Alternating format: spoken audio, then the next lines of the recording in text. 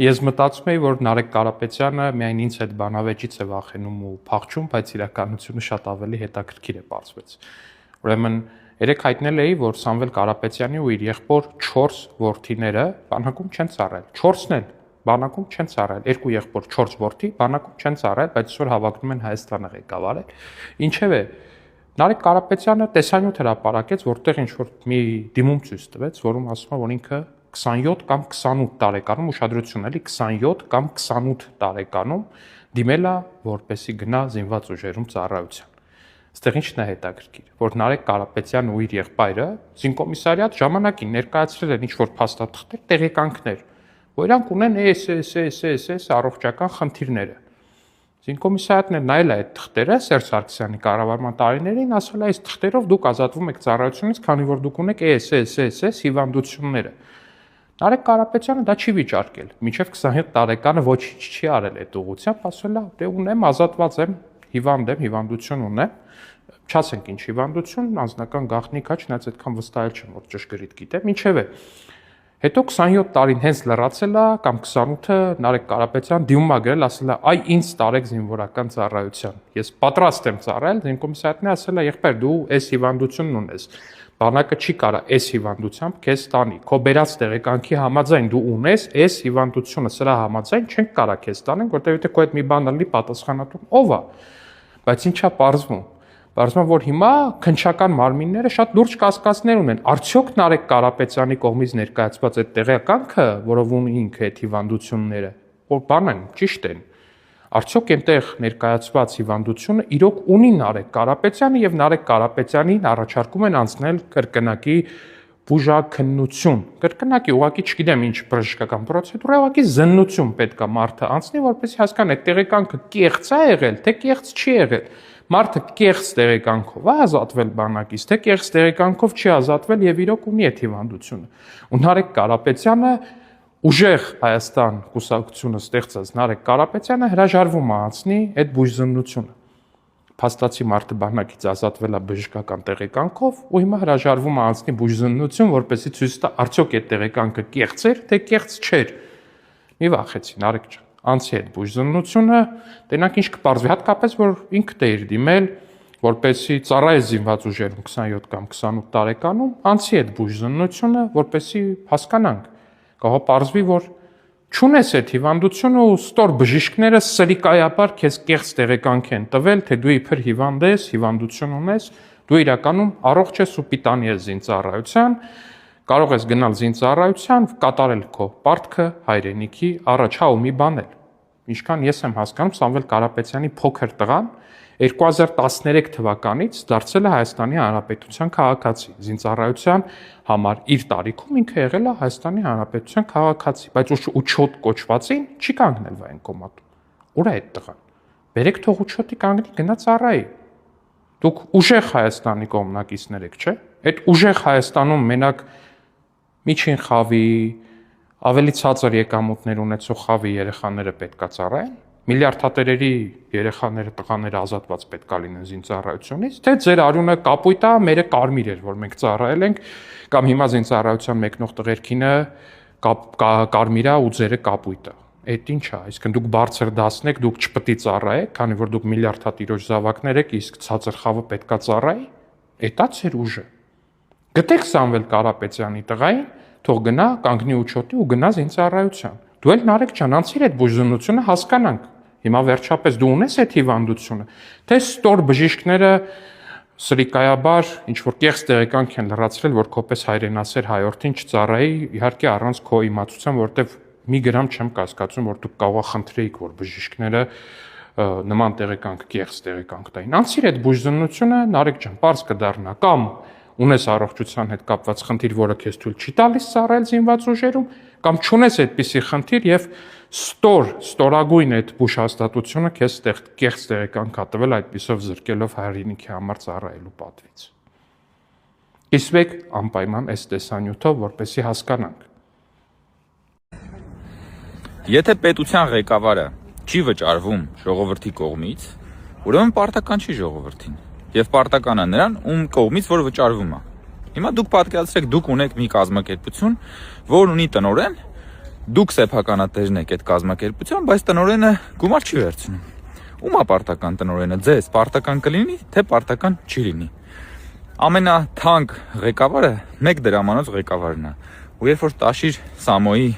ներկայացուցիչները հայտարարում են, որ իրենց վարչապետը ստանալու է 1 դրամ, դա նշանակում է, որ նրանք պաշտոնապես անոնս են անում վերահաս կոռուպցիան, որովհետև պետությունը բարեգործական հիմնարկ չի։ Բյուջեն ձեր օբշյակը չի, որ դուք երբ ոնց ուզեք այդ բյուջեից հավելագրումներ անեք եւ ասեք, որ անվճար ենք աշխատում։ Ամենաթանկ ղեկավարը 1 դրամանոց ղեկավարն է, որովհետև դու կամ ունես վճարվող իշխանություն կամ գնված իշխանություն։ Ու եթե դու հայտարարում ես, որ պետական բյուջեից աշխատավարձ չես ստանում, նշանակում է, որ դու ժողովրդի գրպանը մտնելու ես սև մուտքից։ Այնքան պարզ է սա, որ հանճարեղ պետք չի լինել հասկանալու համար։ Ես զարմանում եմ, որ այս մարդիկ փորձում են ժողովրդին խաբել այսպիսի պրիմիտիվ եւ տափակ սատերով։ Նկատում եմ 1 դրամով վարչապետ աշխատելու մասին հայտարարությունը ինչ-որ շատ է քննարկվում համացանցում։ Եվ ճիշտն ասած չեմ հասկանում ինչ կա այդքան քննարկելու։ Առաջին իսկ հայացքից էլ շատ պրիմիտիվ եւ պոպուլիստական հայտարարություն է։ Եվ մյուս կողմից շատ վտանգավոր, որովհետեւ եթե դու պատրաստ ես 1 դրամով կատարել նման ծանր եւ պատասխանատու աշխատանք, կներես, բայց ինչով ես օգալու քո կենսական նշանակության կարիքները։ Ինչով ես հագնվելու, ինչով ես ուտելու, էլ չեմ խոսում այդ պաշտոնից բխող մի շարք այլ բնույթի ծախսերի անհրաժեշտության մասին։ Պարզա որ նման պարագայում ուրիշներն են քեզ կերակրելու, ուրիշներն են քեզ հագցնելու,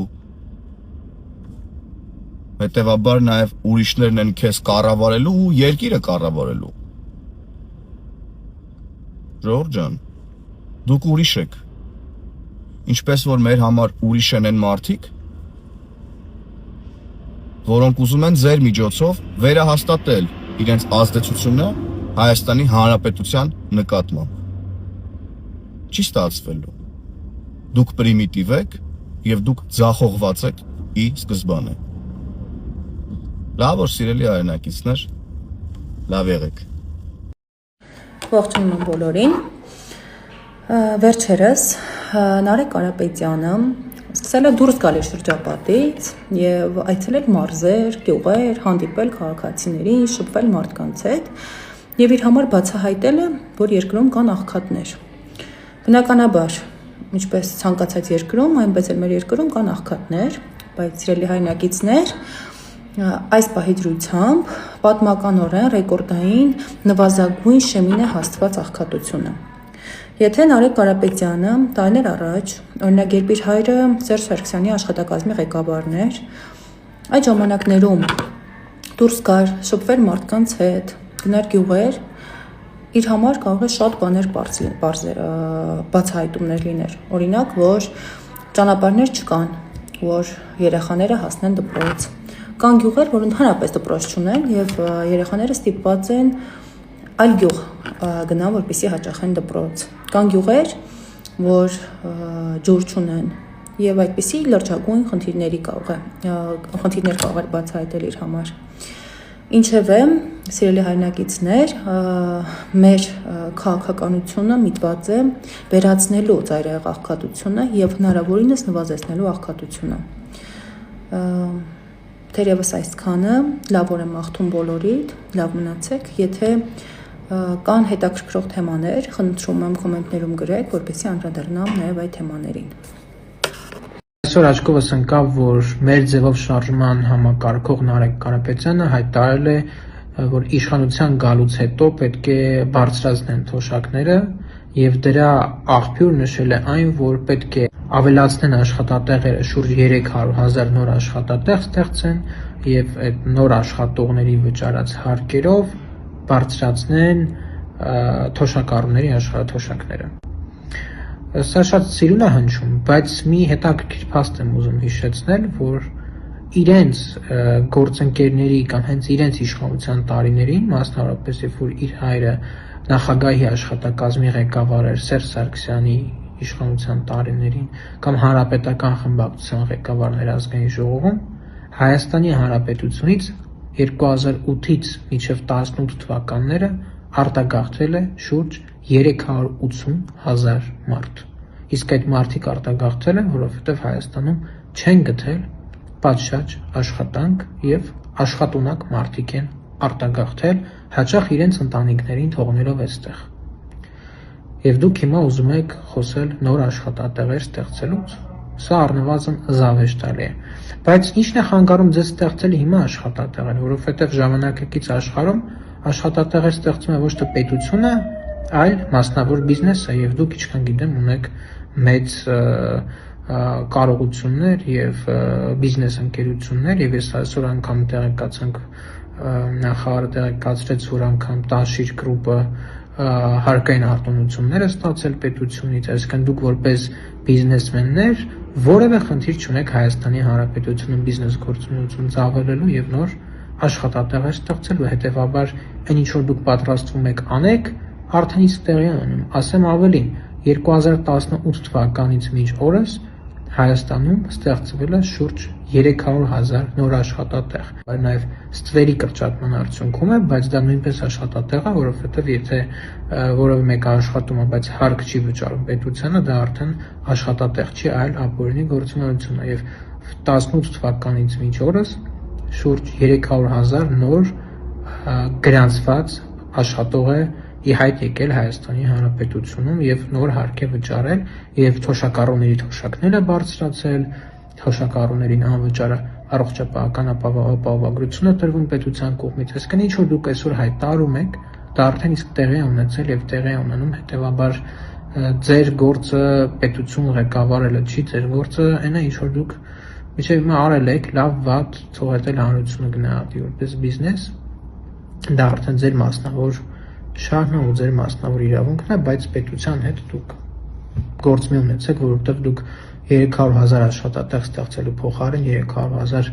մարդու արտագաղթին եք նպաստում։ Բարև ժողովուրդ ջան։ Ժողովուրդ ջան, դուք տեսնում եք ոնց են այդ նորաձևերը ժողովրդին խաբում։ Սրանք մի հատ այնց բան են վերցրել նշաձող, շատ բարձր էլի, խապնվել են իրենց փողերին։ Մտածում են, թե իրենց փողերով Հայաստանում քաղաքական հարց են լուծելու։ Բայց չեն հասկանում, որ իրենց փողերը ժողովուրդը մտցնելու է կաչաղակի բունը։ Դե հասկացաք մոտավորապես ինչի մասին է խոսքը։